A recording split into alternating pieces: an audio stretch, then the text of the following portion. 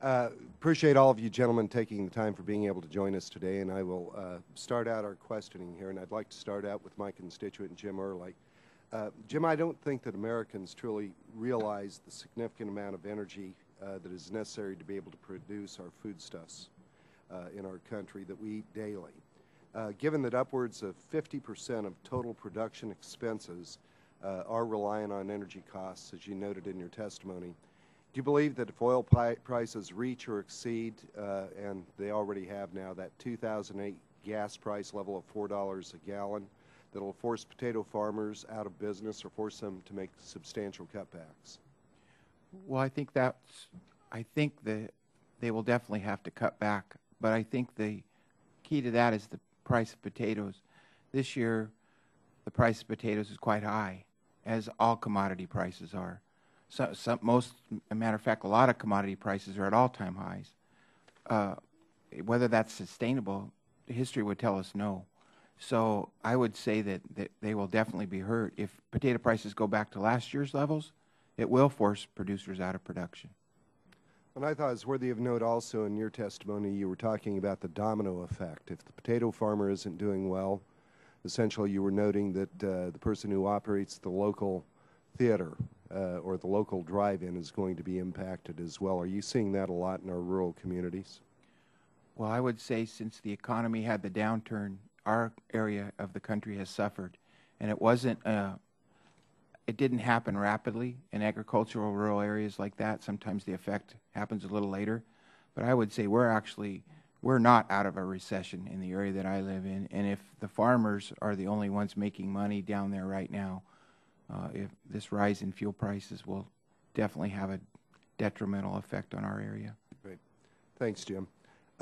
Dr. Weiner, as you know, President Obama's 2012 budget included roughly $90 billion on taxes on the energy industry. Given your testimony that you just presented, do you believe that implementing more stringent tax policies on energy producers will contribute to higher prices at the pump? I think it will. I think what's most important is that the energy producers know what the taxes are. I think what the thing that is most difficult is when they don't. And one important aspect of higher taxes and tax uncertainty is value destruction. In the current budget for the UK that was just released a couple of weeks ago, there was a sharp rise on taxes proposed for UK and foreign oil producers.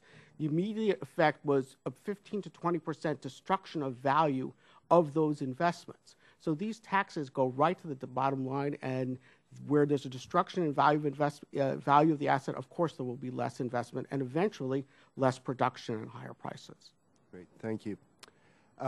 Mr. Richter, in your testimony, you pointed out that potential EPA regulations on avgas, which is still being used by the majority of agricultural aviators, you noted that there's no viable alternative right now for avgas. If avgas restrictions are put into place, would this effectively close a lot of our sprayers?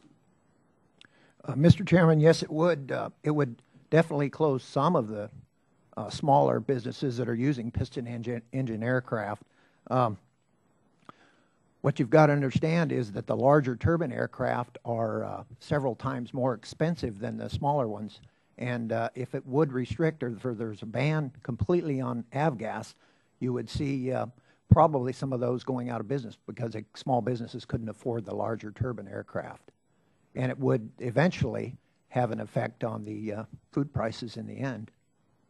Great. And Mr. Pingle, you indicated that over the last 5 months, 15 new major regulatory rulemaking proposals were proposed on the trucking industry. Can you highlight some of the most significant new regulations that you're seeing come out? Well, we've seen laws come out of FMCSA on onboard recorders, on speed limiters, on cell phone use. We've seen, not so much in the last 5 months, but in the last years, 07, 10, we've had EPA regulations coming out of them for emissions on the trucks, and those have all, we've had to pay for those. Yeah, just kind of curious, in your commentary, that's over and above when you noted that For every nickel increase in a gallon of gasoline, that's $1,000 a month, if I recall correctly, or $1,000 annually in terms of costs that are going on. And these are for independent small business people earning $40,000 a year. Correct. And that comes off the bottom line. So the increased regulations that we are seeing are hurting small businesses, costing consumers more, and hurting the American economy. Correct. Great. Well, thank you so much. I appreciate that. I'd like to now yield to Ranking Member Kritz for questioning of the witnesses.